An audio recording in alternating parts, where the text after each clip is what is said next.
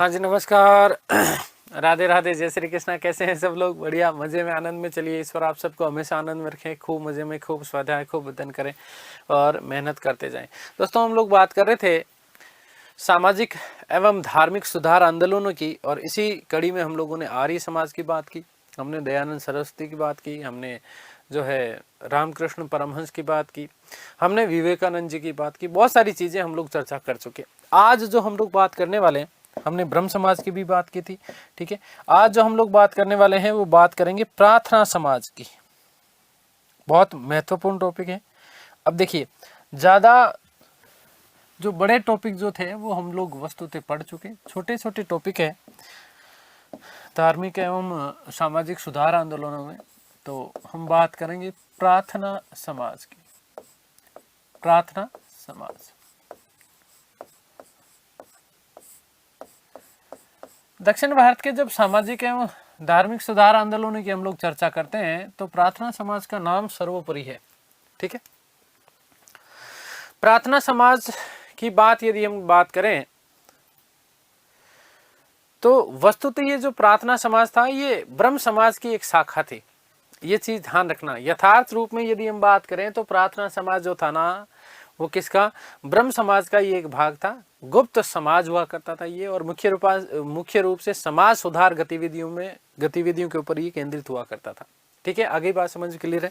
लेकिन अभी एक चीज और सुनो, आपसे बहुत महत्वपूर्ण प्रश्न पूछा जा सकता है कि कौन से समाज सुधार संस्था का प्रार्थना समाज में रूपांतरण हुआ, ठीक है। बहुत महत्वपूर्ण प्रश्न बनता है। तो इसके पीछे कहानी सुनो भाई। देखो, वस्तुतः थोड़ी सी हम पृष्ठभूमि की बात कर लेते हैं हम लोग। पृष्ठभूमि, ठीक है।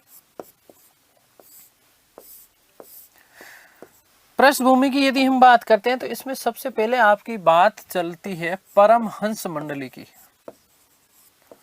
परमहंस मंडली, ध्यान से सुनना भाई। देखो, महाराष्ट्र में परमहंस मंडली की स्थापना की गई 1849 ईस्वी। कब की गई थी? 1849 ईस्वी, ठीक है। और इस परमहंस मंडली की स्थापना, देखो आपको पता है ना कि प्रार्थना समाज की स्थापना आत्माराम पांडुरंग, ठीक है ना। लेकिन 1848-49 ईस्वी में परमहंस मंडली की स्थापना की गई थी, और इसकी स्थापना करने में 3 लोग प्रमुख थे।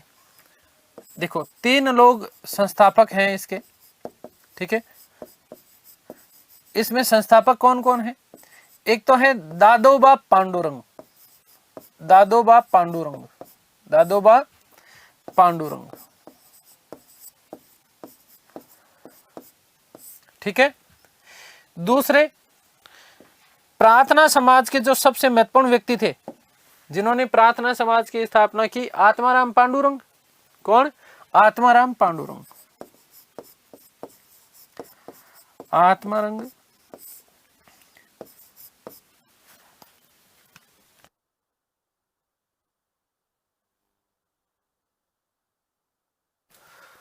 आत्माराम आत्माराम पांडुरंग, समझना इस चीज को। और तीसरे जो व्यक्ति थे वो इसमें व्यक्ति थे, याद रखना बहुत महत्वपूर्ण है। देखो, दादोजी की जब आत्मा जगी तो भगवान कृष्ण के बाल रूप की जय करी। तो बाल कृष्ण जय रूप, बाल कृष्ण जय कर, बाल कृष्ण जय कर। ध्यान रखना, 3 लोग हैं। कौन कौन है? हम प्रार्थना समाज की बात कर रहे हैं, इसकी थोड़ी सी पृष्ठभूमि की बात कर रहे हैं। तो परमहंस मंडली की स्थापना की गई थी महाराष्ट्र में 1849 में। इसके संस्थापक सदस्य थे दादोबा पांडुरंग, आत्माराम पांडुरंग, और इन दोनों ने मिलकर के कृष्ण के बाल रूप की जय करी। तो क्या हो गया? बाल कृष्ण जय कर, बाल कृष्ण जय कर। क्या उद्देश्य था? अब इनका उद्देश्य क्या है, ध्यान रखना। इसके उद्देश्य की चर्चा करते हैं। देखो, उद्देश्य है, एक तो एकेश्वरवाद का समर्थन किया। समर्थन इन्होंने किनका किया? किस किस चीज का समर्थन किया? ध्यान देना। तो समर्थन इन्होंने किया एकेश्वरवाद का।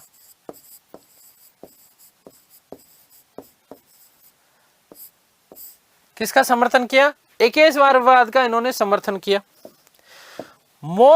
दूसरी चीज इन्होंने विरोध किया किस किस चीज का? विरोध किया इन्होंने बाल विवाह का,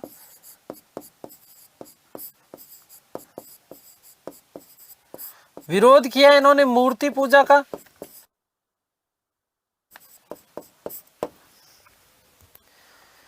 विरोध किया इन्होंने बहु विवाह का, बहु विवाह का इन्होंने विरोध किया। ठीक है, ध्यान देना भाई। देखो, परमहंस मंडली की स्थापना 1849 में, संस्थापक सदस्य हैं दादोबा पांडुरंग, आत्माराम पांडुरंग, बालकृष्ण जेकर। इन्होंने समर्थन किया एकेश्वरवाद का। ठीक है, साथ ही साथ इन्होंने समर्थन किसका किया? धर्म सुधार का, धर्म सुधार का। लेकिन विरोध किया किसका? बाल विवाह का, मूर्ति पूजा और बहु विवाह का। इन समस्त चीजों का इन्होंने क्या किया? विरोध किया, जात पात का विरोध किया। लेकिन समस्या यहां पर आई, समस्या यहां पर आई, कहां पर आई कि इन उद्देश्यों में एक उद्देश्य और शामिल हो गया, क्योंकि ये ईसाईयत का समर्थन करते थे। किसका समर्थन करते थे? ईसाईयत का समर्थन किया। ध्यान रखना कि ईसाईयत का, ईसाईयत का समर्थन किया। ईसाईयत का क्या किया? समर्थन किया। और जैसे ही इन्होंने ईसाईयत का समर्थन किया तो ये परमहंस मंडली जो है अपने धीरे धीरे ये पतन की ओर चल पड़ी। परमहंस मंडली ने ईसाईयत का भी समर्थन किया और इसी कारण जो है ये परमहंस मंडली अपने मूल स्वरूप, अपने जो भौतिक स्वरूप है, इस भौतिक स्वरूप को ये खो चले। केशव चंद्र सेन, ध्यान रखना, कौन? केशव चंद्र सेन। और केशव चंद्र सेन जब महाराष्ट्र आए, कहां आए? महाराष्ट्र आए। और महाराष्ट्र आकर के उन्होंने आत्माराम पांडुरंग से क्या की? मुलाकात की। आत्माराम पांडुरंग से और दादोबा पांडुरंग दोनों से इन्होंने क्या की थी? मुलाकात की थी। और इसी मुलाकात के बाद में जब ये अपना परमहंस मंडली जब अपना मूल भौतिक स्वरूप खो चुकी थी, तो इसी के जो है रूप परिवर्तित करके आत्माराम पांडुरंग ने 1867 में 1867 ईस्वी में किसकी स्थापना की? प्रार्थना समाज की स्थापना की। किसकी स्थापना की? प्रार्थना समाज की स्थापना की। किसकी प्रेरणा से? केशव चंद्र सेन की प्रेरणा से। आगे बात समझ में क्लियर है? लेकिन जो इस प्रार्थना समाज का जो सबसे बड़ा जो विकास हुआ, सबसे ज्यादा जो विकास हुआ, वो हुआ महादेव गोविंद रानडे के कारण। किसके कारण? महादेव गोविंद रानडे जब इसमें जुड़े, किसके साथ में? प्रार्थना समाज के साथ में। 1869 ईस्वी में लगभग 2 साल बाद में, कितने साल बाद में? 2 साल बाद में, तो इस प्रार्थना समाज का मूल स्वरूप ही बदल गया। और सबसे ज्यादा जो है विकास हुआ किसके कारण? महादेव गोविंद रानडे के कारण। ध्यान रखना कि महादेव गोविंद रानडे को पश्चिमी भारत का, किसका? पश्चिमी भारत का सांस्कृतिक एवं सामाजिक पुनर्जागरण और धर्म जागरण का अग्रदूत कहा जाता है। किसको? महादेव गोविंद रानडे को। आगे बात समझ में क्लियर है? और साथ ही साथ महादेव गोविंद रानडे को भारत का सुकरात भी कहा जाता है। क्या कहा जाता है? भारत का सुकरात भी कहा जाता है। तो देखिएगा कि ईसाईयत के कारण, ईसाईयत समर्थन के कारण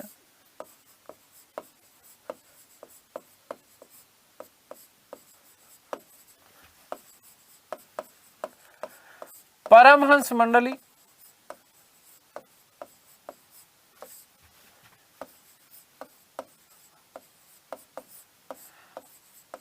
अपने मूल स्वरूप को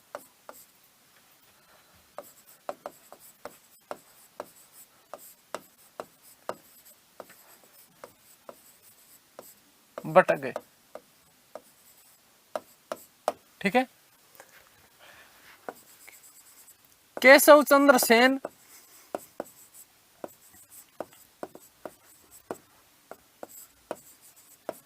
का महाराष्ट्र आगमन हुआ, महाराष्ट्र आगमन हुआ।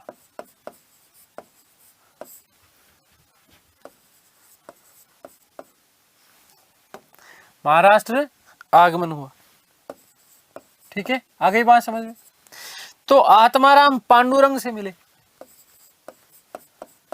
आत्माराम पांडुरंग से मिले।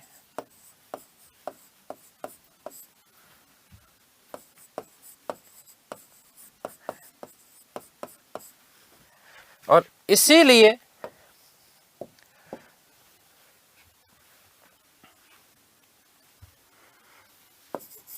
परमहंस मंडली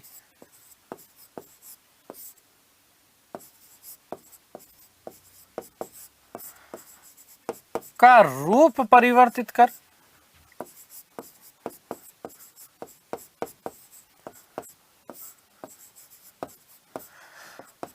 प्रार्थना समाज की स्थापना की गई, प्रार्थना समाज की स्थापना की गई।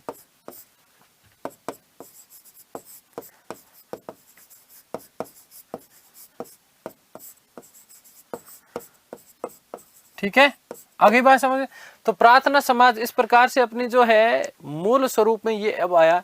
ठीक है, 1867 ईस्वी में। ठीक है, हो गई बात क्लियर। देखो बात कर लेते हैं प्रार्थना समाज की। प्रार्थना समाज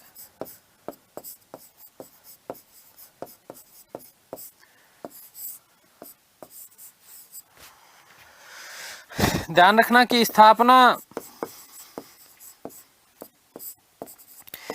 1867 ईस्वी में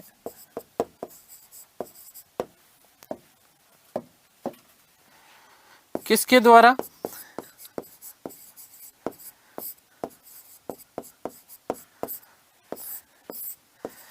तो आत्माराम पांडुरंग के द्वारा, आत्माराम पांडुरंग द्वारा। ध्यान रखना किसकी प्रेरणा से? तो ध्यान रखना कि केशव चंद्र सेन की प्रेरणा से, केशव चंद्र सेन की प्रेरणा से।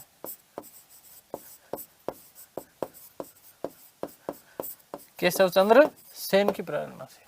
ठीक है, ध्यान रखना एक और बात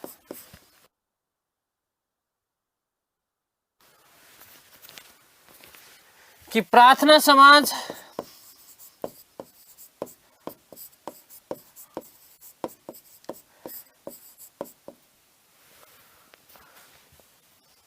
वास्तव में ब्रह्म समाज की ही एक शाखा थी।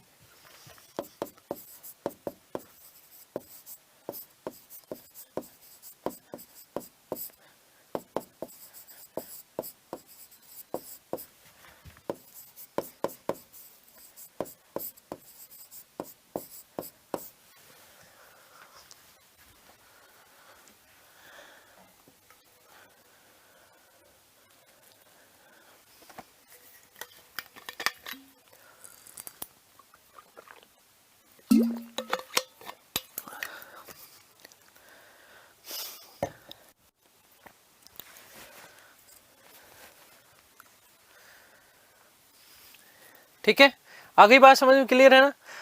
चाहे प्रार्थना समाज हो चाहे वेद समाज हो, ये सारी की सारी जो संस्थाएं हैं वो वस्तुतः ब्रह्म समाज की शाखाओं के रूप में थे। ठीक है, ध्यान रखना मोस्ट इंपॉर्टेंट बात कि 1869 ईस्वी में, कब? 1869 ईस्वी में इसी प्रार्थना समाज से जुड़े कौन? महादेव गोविंद रानाडे। कौन जुड़े? महादेव गोविंद रानाडे जुड़े। और महादेव गोविंद रानाडे से जुड़ने के बाद में जो है इस प्रार्थना समाज को सबसे ज्यादा जो है प्रसिद्धि दिलाई। किसने? महादेव गोविंद रानाडे ने। ठीक है, और इसी कारण महादेव गोविंद रानाडे को महाराष्ट्र का सुकरात, महाराष्ट्र का सुकरात और पश्चिमी भारत का सांस्कृतिक एवं धार्मिक पुनर्जागरण का अग्रदूत कहा जाता है। 1869 ईस्वी में महादेव गोविंद रानाडे, महादेव गोविंद रानाडे, ठीक है, महादेव गोविंद रानाडे प्रार्थना समाज से जुड़े।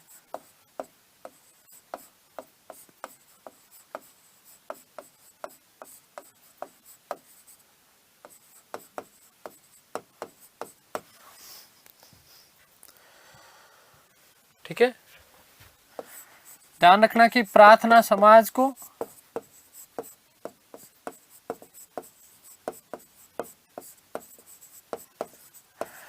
प्रसिद्धि दिलाने का श्रेय, प्रसिद्धि दिलाने का श्रेय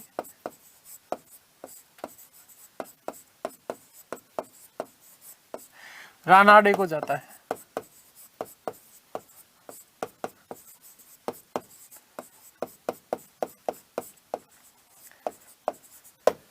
ठीक है, किसको जाता है? रानाडे को जाता है। केशव चंद्र सेन ने 1870 ईस्वी में इंडियन रिफॉर्म एसोसिएशन की स्थापना की थी। किसकी? और साथ ही साथ ध्यान रखना, इंडियन मिरर, क्या चीज? इंडियन मिरर नामक जो है साप्ताहिक समाचार पत्र चलाने का श्रेय भी किसको जाता है? केशव चंद्र सेन को। किसको? केशव चंद्र सेन को। अगली बात समझ में क्लियर है? ये बात आप लोग विशेष रूप से ध्यान रखना। इसके साथ ही साथ और कौन कौन से लोग जुड़े रानाडे के साथ में? ठीक है, रानाडे के साथ में एक तो आरजी भंडारकर और NG Chandravarkar, RG Bhandarkar, NG Chandravarkar जैसे लोग जो थे वो भी इस आंदोलन के साथ में, इस समाज सुधार आंदोलन के साथ में जुड़े। और इसी कारण प्रार्थना समाज को सबसे ज्यादा जो है विकास किसके समय में हुआ? रानाडे के समय। ठीक है, और इसीलिए कई जगह आपको वास्तविक संस्थापक के रूप में या संस्थापक के रूप में दोनों का नाम मिल जाता है, महादेव गोविंद रानाडे और किसका बेटा? ध्यान रखना, आत्माराम पांडुरंग। तो दोनों का यदि आ जाए साथ में तो दोनों आपको सही करना उस स्थिति में। ठीक है, तो ध्यान रखना कि रानाडे को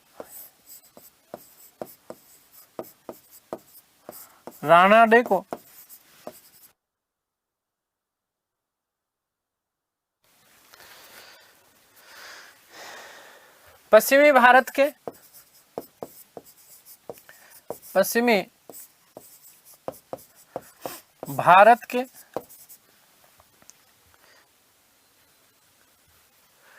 सामाजिक व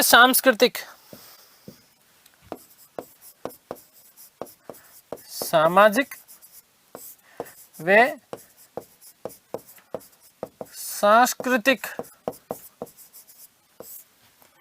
धार्मिक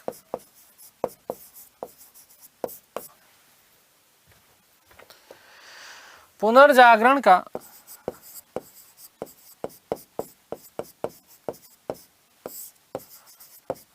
अग्रदूत कहा जाता है। अग्रदूत कहा जाता है। और साथ ही साथ ध्यान रखना कि इन्हें महाराष्ट्र का, क्या चीज बेटा जी? इन्हें महाराष्ट्र का क्या कहा जाता है? सुकरात कहा जाता है। किसको? महादेव गोविंद रानाडे को। ध्यान रखना, मोस्ट इंपोर्टेंट बात है कि इन्हें महाराष्ट्र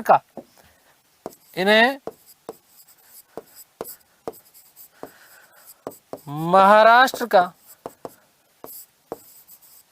सुकरात भी कहा जाता है।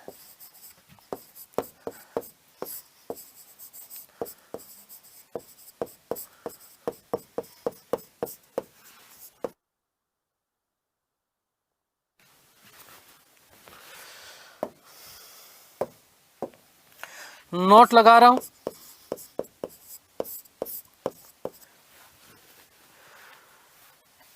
कि आरजी भंडारकर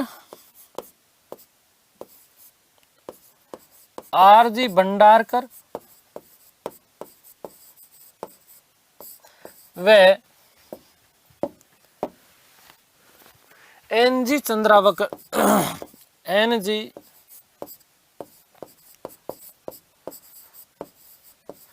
चंद्रावरकर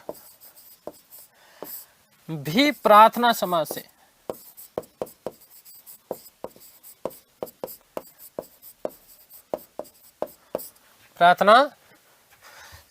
से जुड़े हुए थे।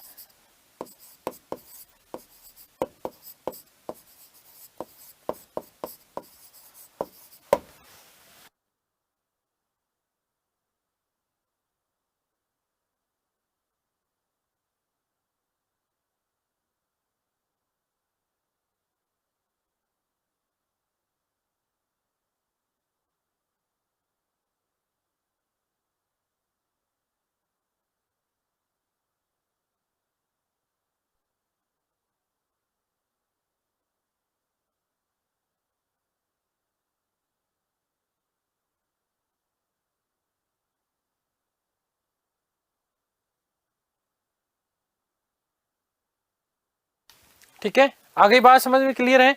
तो ये सारे के सारे लोग इस समाज के साथ में जुड़ चुके थे। अब एक चीज और ध्यान से सुनना भाई, विशेष बात याद रखना रानाडे जी की। क्या? एक तो रानाडे जी ने 1884 ईस्वी में पुणे में दक्कन एजुकेशनल सोसाइटी की स्थापना की थी। किसने? महादेव गोविंद रानाडे ने। साथ ही साथ 1891 में महाराष्ट्र में विडो रीमैरिज एसोसिएशन की स्थापना की। किसकी? विडो रीमैरिज एसोसिएशन की स्थापना की थी। कब? 1891 ईस्वी में। ये चीज विशेष रूप से आप लोग ध्यान रखना।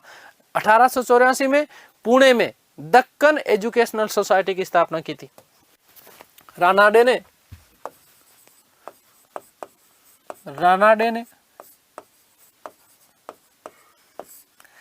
1884 ईस्वी में 1884 ईस्वी में पुणे में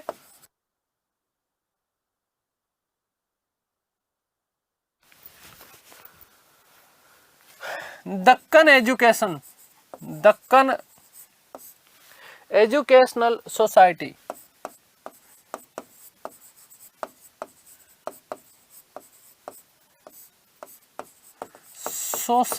की स्थापना की।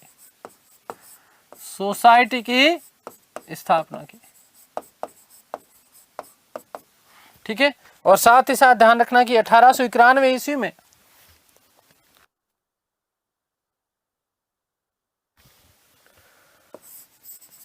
1891 ईस्वी में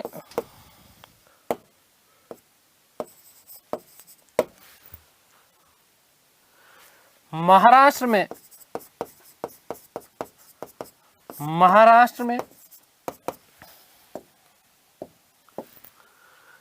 विडो रीमैरिज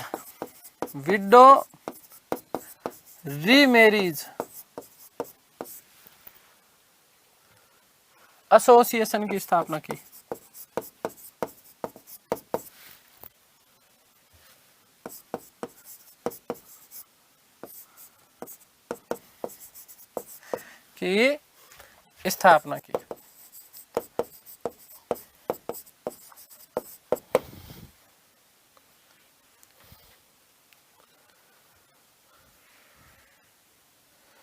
साथ ही साथ ध्यान रखना कि शुद्धि आंदोलन चलाया।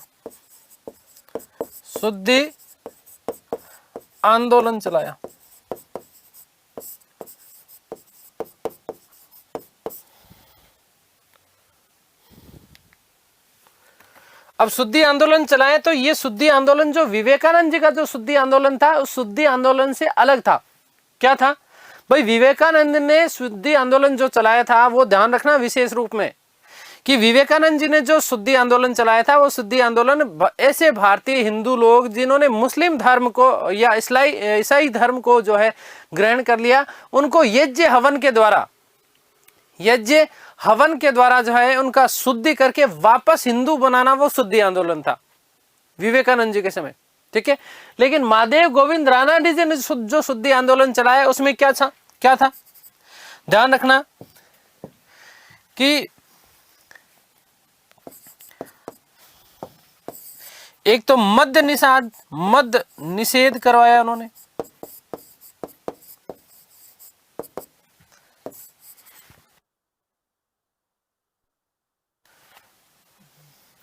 नृत्य निषेध,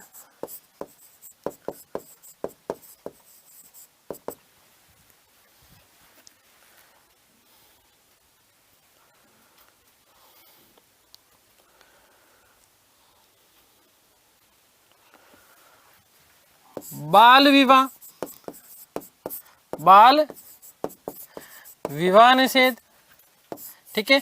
और साथ ही साथ ध्यान रखना कि फिजूल खर्ची, क्या चीज, फिजूल खर्च निषेध, फिजूल खर्च निषेध, ये सारी की सारी चीजें इन्होंने शुद्धि आंदोलन के द्वारा प्रारंभ की, ठीक है। आगे बात समझ में क्लियर है?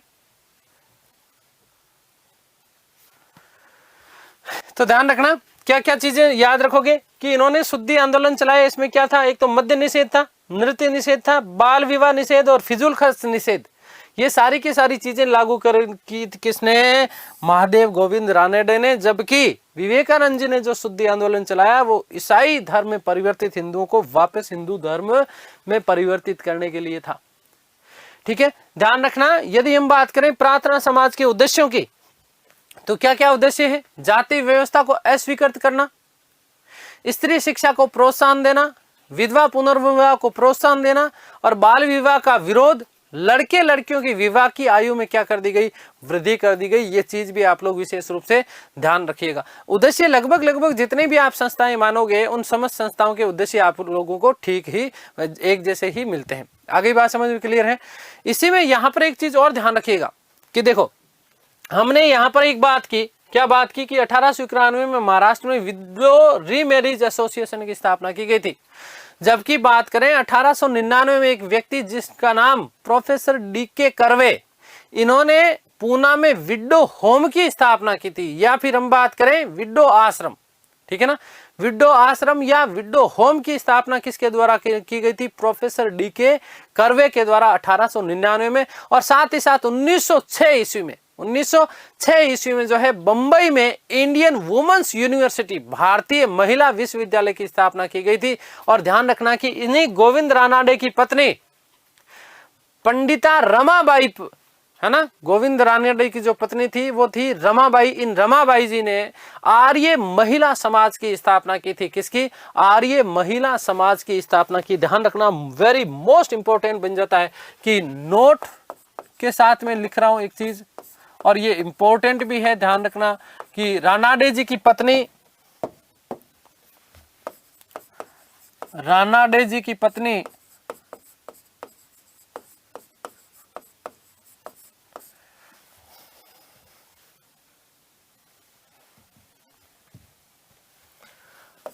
रमाबाई जी ने, रमाबाई ने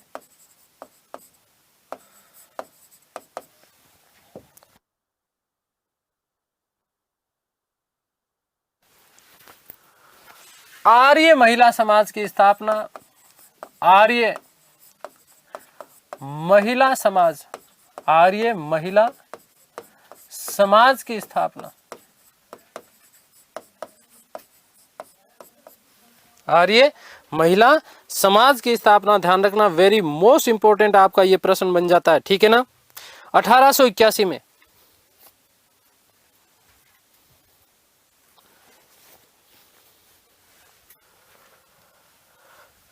1881 ईस्वी में की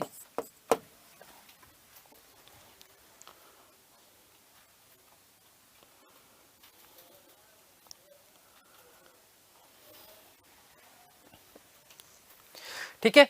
सबसे महत्वपूर्ण बात देखो, 1881 में इन्होंने किसकी स्थापना की है, आर्य महिला समाज की। साथ ही साथ इन्होंने और क्या क्या किया, एक इन्होंने शारदा सदन की स्थापना की। ऐसा कहा जाता है कि आर्य जो पंडिता रमाबाई जी जो थे ये अनपढ़ थी स्वयं खुद। पहले इन्होंने खुद ने पढ़ाई की, ठीक है, और पढ़ाई करने के बाद में 1889 ईस्वी में 1889 ईस्वी में इन्होंने शारदा सदन, शारदा सेवा सदन, शारदा सेवा सदन की स्थापना की थी। किसके द्वारा, रमाबाई जी के द्वारा। और साथ ही साथ 1906 ईस्वी में पूना सेवा सदन की स्थापना की, शारदा मां सरस्वती, ठीक है ना। तो शारदा सदन किस लिए, शारदा सदन इसलिए ताकि महिलाओं को शिक्षित किया जा सके, महिलाओं को क्या किया जा सके, शिक्षित किया जा सकते। और पूना सेवा सदन में जो है वस्तुतः महिलाओं को आत्मनिर्भर बनने के लिए, बनाने के लिए प्रशिक्षण दिया जाता था। किसके द्वारा? इन्हीं के द्वारा। आगे बात समझ में क्लियर है? तो देखिएगा कि रमाबाई ने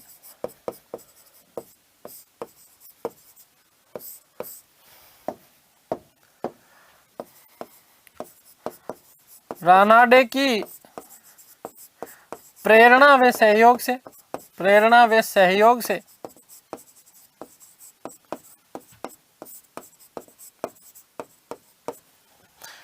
1889 ईस्वी में 1889 ईस्वी में नंबर 1 पूना सेवा सदन,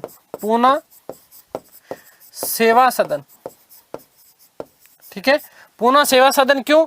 महिलाओं को शिक्षित करने हेतु, महिला शिक्षा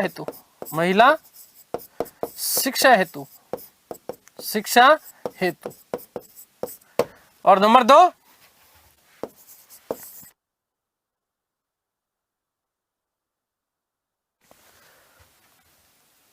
माफ करना बेटा, शारदा है ना, शारदा सेवा सदन।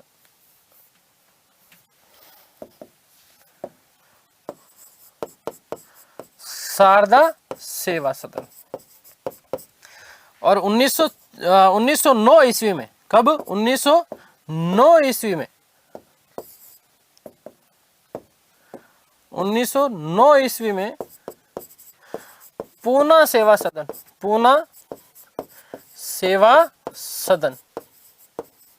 और पूना सेवा सदन क्यों था? महिलाओं को आत्मनिर्भर बनाने के लिए। किस लिए? महिलाओं को आत्मनिर्भर बनाने के लिए।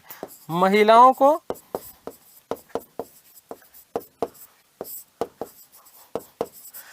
आत्मनिर्भर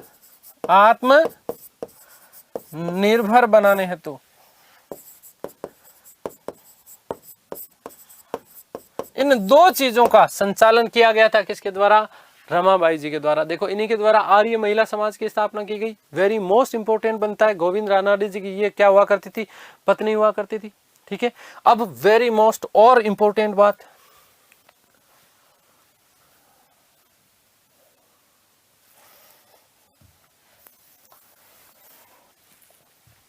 मैं बात लिख देता हूं कर्वे जी वाली, ठीक है ना। प्रोफेसर DK कर्वे, नॉट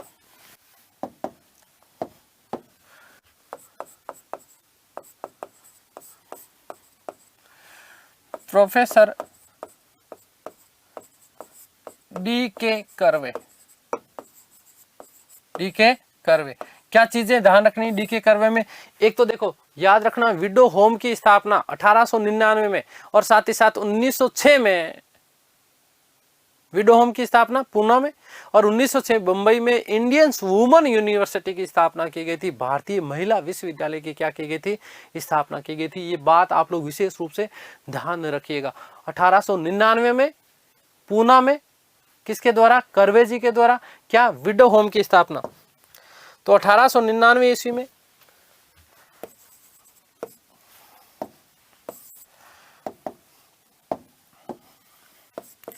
1899 ईस्वी में 1899 ईस्वी में पूना में विडो होम की स्थापना की गई। विडो होम की स्थापना की गई।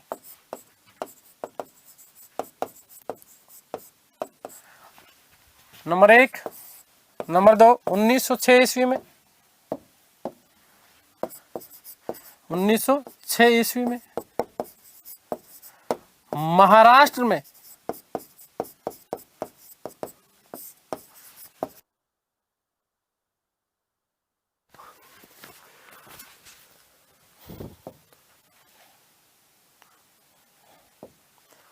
बंबई, ठीक है ना। इंडियन वुमेन्स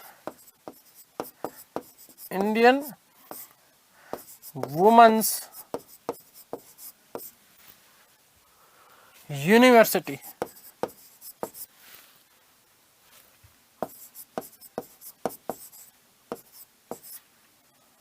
यूनिवर्सिटी की स्थापना की।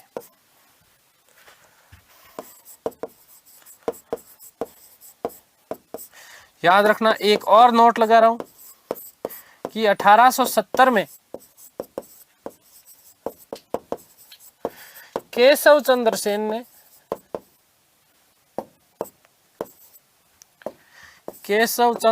ने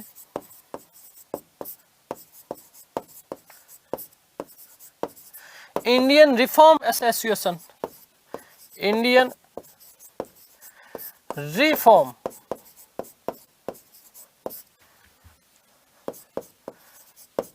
एसोसिएशन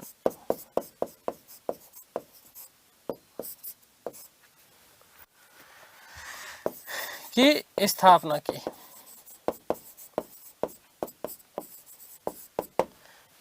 और ध्यान रखना कि इंडियन मिरर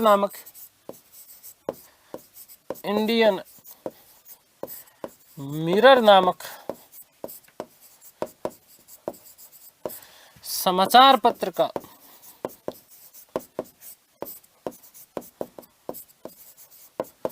प्रकाशन किया।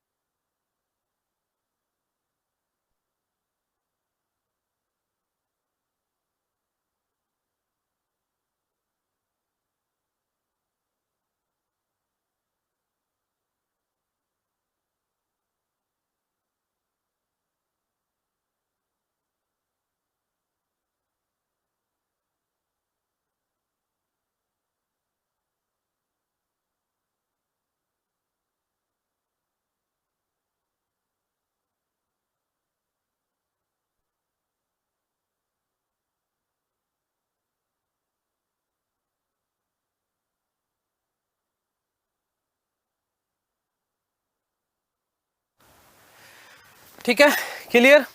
तो ये सारी की सारी बात कर ली। एक हम विशेष बात करेंगे यंग बंगाल आंदोलन की। किसकी? यंग बंगाल आंदोलन, जिसका संचालन 1826 ईस्वी के आसपास किया गया। इसके जो संस्थापक थे वो संस्थापक थे Henry Vivian Derozio. Henry Vivian Derozio. एक तो इन्हें आधुनिक भारत का प्रथम कवि कहा जाता है, विशेष महत्वपूर्ण, और बंगाल में पुनर्जागरण का अग्रदूत, बंगाल में पुनर्जागरण का अग्रदूत कहा जाता है। किसको? डिरोजियो को। किसको कहा जाता है? डिरोजियो को। यंग बंगाल आंदोलन चलाया गया। इसके पीछे उद्देश्य क्या था? बस छोटे छोटे हैं ये संस्थान, अब ज्यादा कोई विशेष नहीं है, हो सकता है कि पूछ लिया जाए प्रश्न। एक तो क्या, जर्जर और जो पुराने रीति रिवाज थे, इन रीति रिवाजों का विरोध करना, आत्मिक उन्नति और समाज का सुधार करना, नारी शिक्षा की वकालत करना, नारी अधिकारों की मांग करना, मोस्ट इंपोर्टेंट है, प्रश्न बन सकता है। प्रेस की स्वतंत्रता के लिए यंग बंगाल आंदोलन, ठीक है। जमींदारों की निरंकुशता के ऊपर प्रतिबंध लगाने के लिए यंग बंगाल आंदोलन किया गया। उच्च सेवाओं में भारतीय लोगों की नियुक्ति की मांग की गई। किसके द्वारा? यंग बंगाल आंदोलन के द्वारा। मोस्ट इंपोर्टेंट आपका ये प्रश्न बनता है, यंग बंगाल आंदोलन। हम बात कर रहे हैं किसकी? यंग बंगाल आंदोलन। यंग बंगाल आंदोलन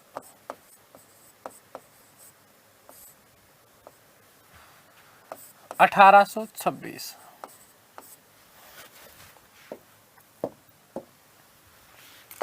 संस्थापक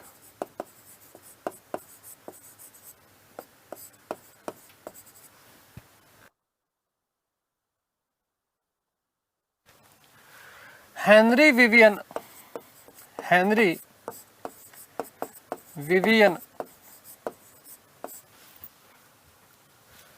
डिरोजियो, ठीक है।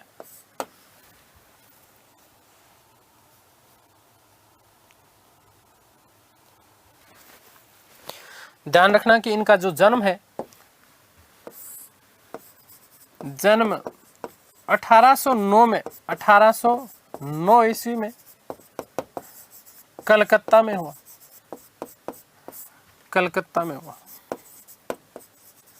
कहाँ हुआ था? कलकत्ता में।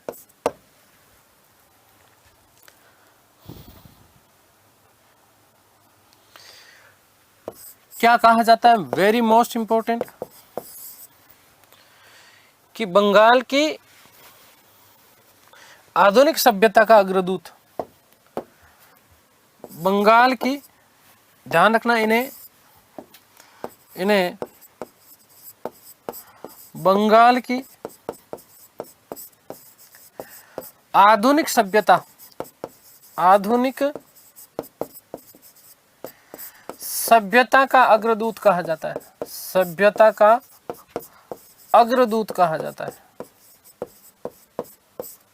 क्या कहा जाता है? आधुनिक सभ्यता का अग्रदूत। साथ ही साथ ध्यान रखना, इन्हें आधुनिक भारत का, मोस्ट इंपॉर्टेंट प्रश्न बनता है ये, कि आधुनिक भारत का, आधुनिक भारत का प्रथम राष्ट्रवादी कवि, प्रथम राष्ट्रवादी कवि भी कहा जाता है, भी माना जाता है।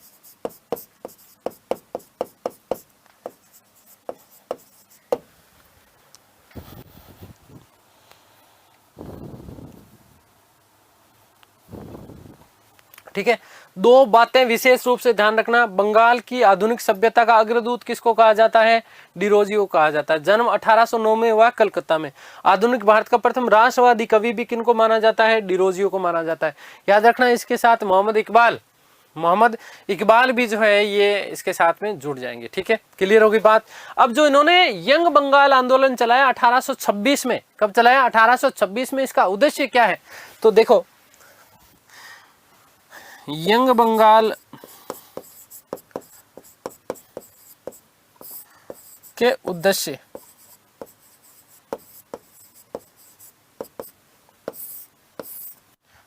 तो पहला उद्देश्य, सबसे मोस्ट, पहली बात क्या, पहली चीज ध्यान रखना कि जर्जर एवं पुराने रीति रिवाजों का विरोध, है ना, रूढ़िवादिता का, विशेष रूप में क्या है? रूढ़िवादिता का विरोध। रूढ़िवादिता वे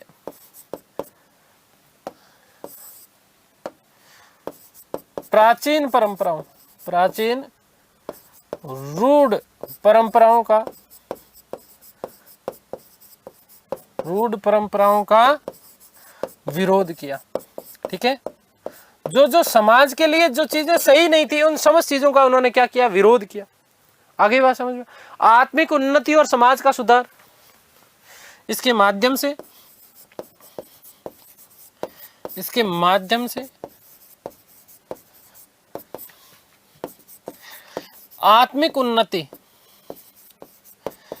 आत्मिक उन्नति वे समाज का सुधार करना चाह रहे थे।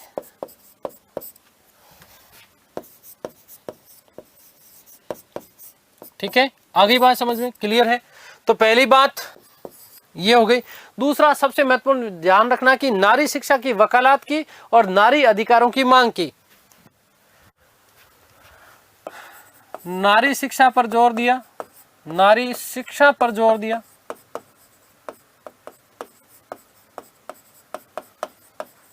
वे नारी अधिकारों की, नारी अधिकारों की, अधिकारों की मांग की। ठीक है, देखो यहां से प्रश्न बन सकता है यंग बंगाल आंदोलन से। ठीक है ना, इसके उद्देश्य आपसे पूछे जा सकते हैं। ठीक है, प्रेस की स्वतंत्रता के लिए बात कही किसने? डिरोजियो ने। जमींदारों की निरंकुशता के ऊपर प्रतिबंध लगाने की बात कही किसने? डिरोजियो ने। ठीक है, नंबर 3, प्रेस की स्वतंत्रता,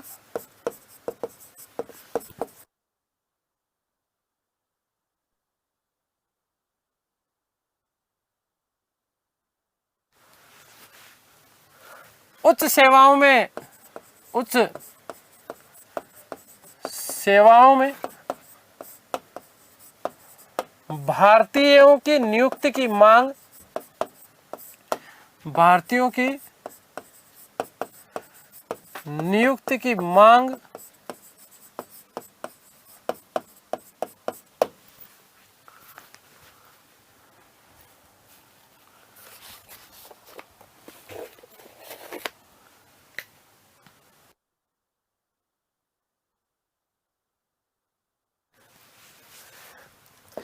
और जमींदारों की निरंकुशता पर रोक।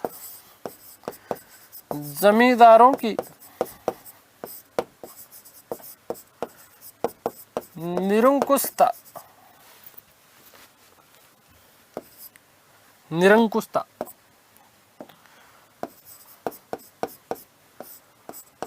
पर रोक की बात कही। ठीक है, तो ये सारे के सारे उद्देश्य थे। ये बात आप लोग विशेष रूप से ध्यान रखना। देखो, प्रेस की स्वतंत्रता की बात आ रही है पहली बार। ठीक है, भारतीय लोगों को उच्च सेवाओं में जो है नियुक्ति की बात आ रही है, और इसी के लिए इन्होंने कई जो है स्थापित जो है संगठनों का स्थापना की। एक तो देखो, आत्मिक उन्नति और समाज सुधार के लिए इन्होंने एकेडमिक एसोसिएशन की स्थापना की, society for the acquisition of general knowledge. ठीक है, उसके अलावा एंग्लो इंडियन हिंदू एसोसिएशन की स्थापना की, बंग हित सभा की स्थापना की, डिबेटिंग क्लब की स्थापना की। ठीक है ना, तो देखिएगा कि डिजोरियो द्वारा, इनके द्वारा स्थापित संस्थाएं, इनके द्वारा स्थापित संस्थाएं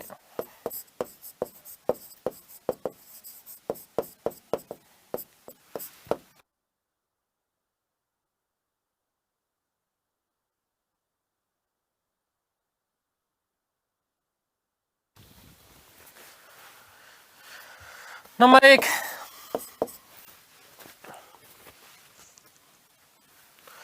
एकेडमिक एसोसिएशन।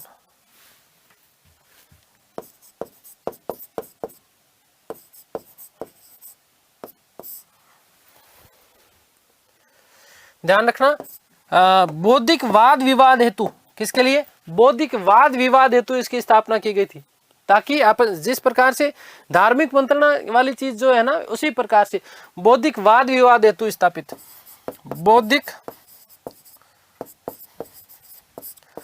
वाद विवाद हेतु स्थापित,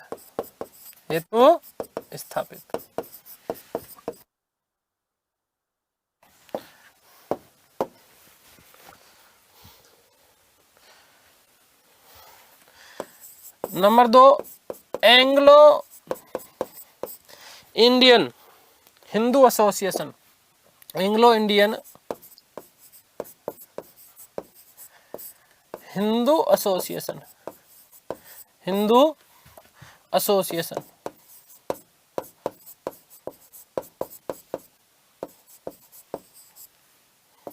ठीक है, और साथ ही साथ बंग हित सभा।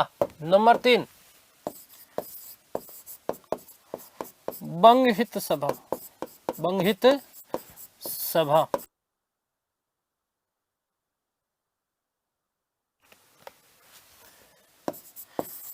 डिबेटिंग क्लब,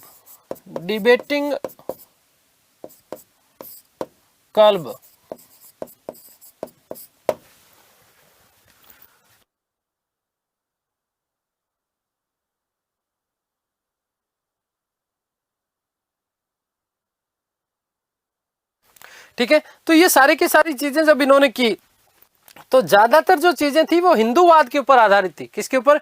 हिंदूवाद के ऊपर आधारित थी, और इसीलिए हिंदू कट्टरपंथियों ने विरोध किया। हिंदू कॉलेज के प्रबंधों के द्वारा इस आंदोलन से संबंधित विद्यार्थियों के ऊपर क्या लगा दिया गया? प्रतिबंध लगा दिया गया, और इसी कारण ये आंदोलन क्या हो गया? असफल हो गया। ज्यादा ये आंदोलन चल नहीं पाया। लेकिन ये चीजें आप लोग विशेष रूप से ध्यान रखिएगा। ठीक है, थोड़ी सी हम बात कर लेते हैं वेद समाज की। ठीक है, वेद समाज भी ब्रह्म समाज की जो है शाखा के रूप में है, तो ध्यान रखना कि इसी वेद समाज को दक्षिण भारत का ब्रह्म समाज कहा जाता है। पहली मोस्ट इंपोर्टेंट बात, स्थापना 1864 में हो गई थी मद्रास में। ठीक है, और संस्थापक जो थे वो थे के श्रीधरलू नायडू। ठीक है, बात करते हैं वेद समाज की। वेद समाज।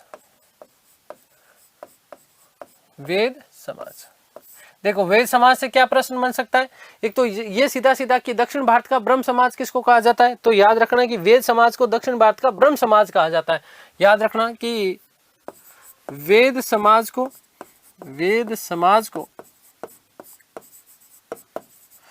दक्षिण भारत का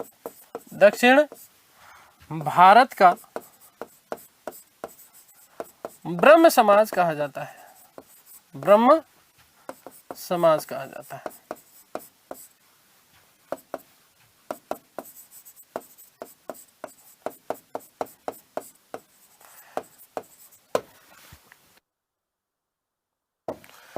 स्थापना 1864 ईस्वी में। 1864 ईस्वी में किसके द्वारा? किसके द्वारा? तो ध्यान रखिएगा, स्थापना हुई कहां पर है? मद्रास में, ठीक है ना। केसरी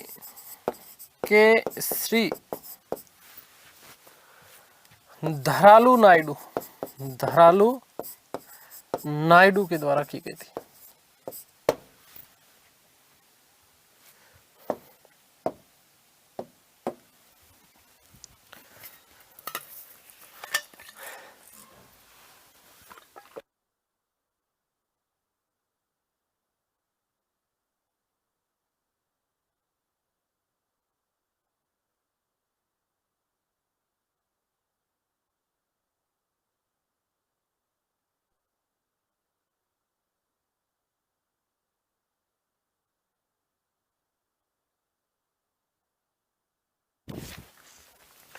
ध्यान रखना मुख्य उद्देश्य क्या था? तो इसका जो मुख्य उद्देश्य जो था वो था जातीय भेदभाव को समाप्त करना और महिला शिक्षा को प्रोत्साहन देना। जातीय भेदभाव को समाप्त करना और महिला शिक्षा को क्या देना? प्रोत्साहन देना। तो जातीय भेदभाव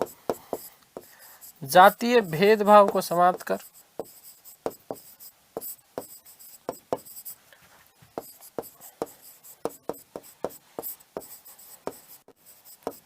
वे महिला शिक्षा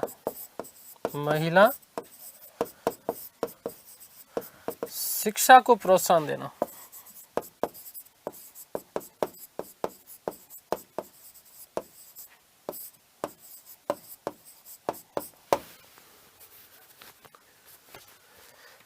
ध्यान रखना एक बात और विशेष, ठीक है, देखो ज्यादा कुछ इनमें समझाने के लिए है नहीं भाई। वी राजगोपाल चार्लो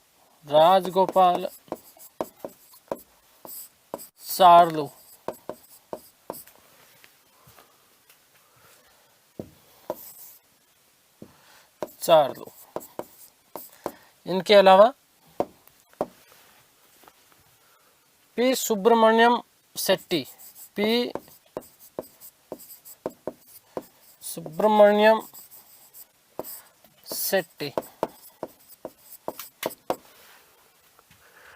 और विश्वनाथ मुदालियर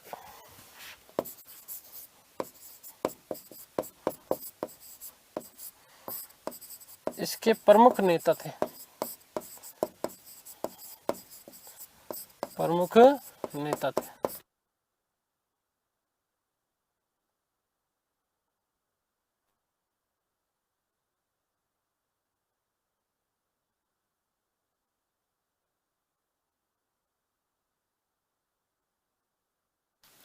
ठीक है, देखो ध्यान दो, 2 मिनट में मैं फटाफट से रिवाइज करवा रहा हूँ क्योंकि अगली जो हमारी कक्षा होगी उसमें हम थोड़ी सी बात करेंगे। थियोसॉफिकल सोसाइटी थोड़ा बड़ा है टॉपिक है, ठीक है, तो उसमें विशेष अलग से बातें करेंगे हम लोग।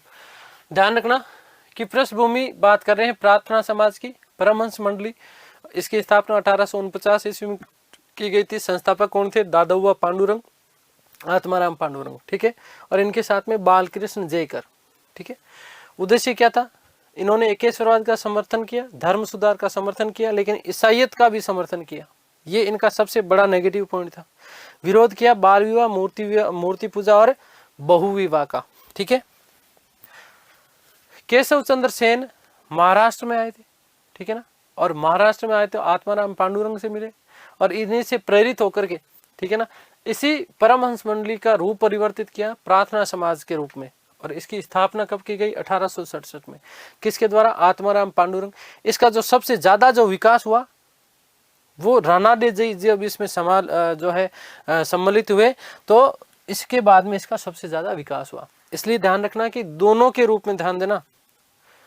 आपसे आत्माराम पांडुरंग और महादेव गोविंद रानाडे दोनों यदि आ जाए तो दोनों को सही करना है। ठीक है। दोनों इसके सही संस्थापक, वास्तविक जो संस्थापक है रानाडे माने जाते हैं। ठीक है। प्रार्थना समाज से जुड़े। ठीक है। सबसे ज्यादा प्रसिद्धि दिलाने का श्रेय किसको जाता है? रानाडे जी को जाता है। पश्चिमी भारत के सामाजिक व सांस्कृतिक धार्मिक पुनर्जागरण के अग्रदूत कहलाते हैं कौन? रानाडे जी। साथ ही साथ महाराष्ट्र का सुकरात कहा जाता है। ध्यान रखना क्या कहा जाता है? महाराष्ट्र का सुकरात किसे कहा जाता है? तो महादेव गोविंद रानाडे को कहा जाता है। ये बात आप विशेष रूप से ध्यान रखना। आर.जी. भंडारकर, एन.जी. चंद्रावरकर, ये भी प्रार्थना समाज से जुड़े हुए थे। ठीक है। इनकी पत्नी थी रमाबाई। ठीक है। उनका भी विशेष है। आर्य महिला समाज की स्थापना की गई। पूना सेवा सदन, शारदा सेवा सदन महादेव गोविंद रानाडे जी की पत्नी थी। ये ध्यान रखना। ठीक है। अब रानाडे जी के बारे में और क्या चीजें कि पुणे में एक तो दक्कन एजुकेशनल सोसाइटी, ठीक है, किसकी? दक्कन एजुकेशनल सोसाइटी की स्थापना की थी 1884 में। 91 में इन्होंने विडो रीमैरिज एसोसिएशन की स्थापना की। ठीक है। आगे बात समझ में क्लियर है। एक इन्होंने शुद्धि आंदोलन चलाया जो कि विवेकानंद जी से भिन्न था। आपसे पूछा जा सकता है कि शुद्धि आंदोलन चलाने का श्रेय किस किस को जाता है? तो ध्यान रखना विवेकानंद जी और रानाडे जी दोनों हो जाएगा। इनके शुद्धि आंदोलन में क्या था? मद्य निषेध, नृत्य निषेध, बाल विवाह निषेध और फिजूल खर्च, जो फालतू का जो खर्च है उनको भी क्या करो? बंद करो। ये बात कही गई थी कि रानाडे जी के द्वारा। ठीक है। बात क्लियर हो गई। पत्नी जी की बात हमने बात कर ली। रमाबाई जी ने आर्य महिला समाज की स्थापना 1881 में की थी और इन्हीं के सहयोग और प्रेरणा से, क्योंकि ये रमाबाई जी स्वयं अशिक्षित थी, पहले स्वयं शिक्षित हुई और उसके बाद 1889 में शारदा सेवा सदन की स्थापना की गई थी महिला शिक्षा के लिए। किसके लिए? महिला शिक्षा के लिए। ठीक है। और 1909 में पूना सेवा सदन की स्थापना की। किसके लिए? महिलाओं को आत्मनिर्भर बनाने के लिए अनेक प्रकार की उनको ट्रेनिंग दी जाती थी ताकि उनका भरण पालन पोषण बहुत आराम से आसानी से हो सके। ठीक है। बात क्लियर हो गई। उसके बाद में ध्यान रखना कि प्रोफेसर डी.के. कर्वे, इन्होंने विडो होम की स्थापना की थी 1899 ईस्वी में। कब की थी? 1899 ईस्वी में विडो होम। और 1906 में महाराष्ट्र में क्या चलाया इन्होंने? Indian women's university. ठीक है।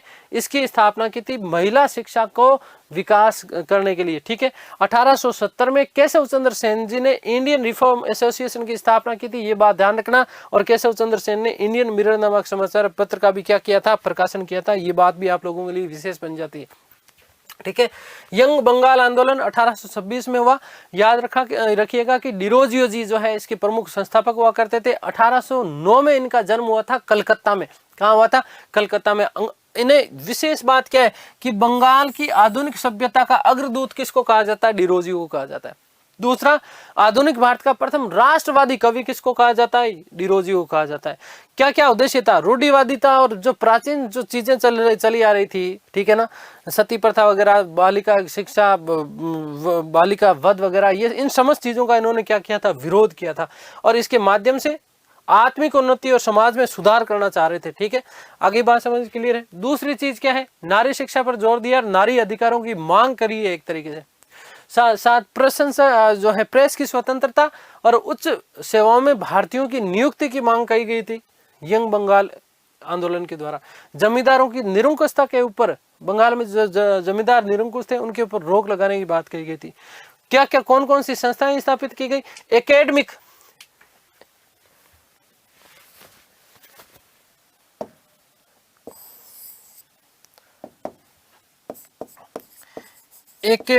ठीक है ना, क्या है?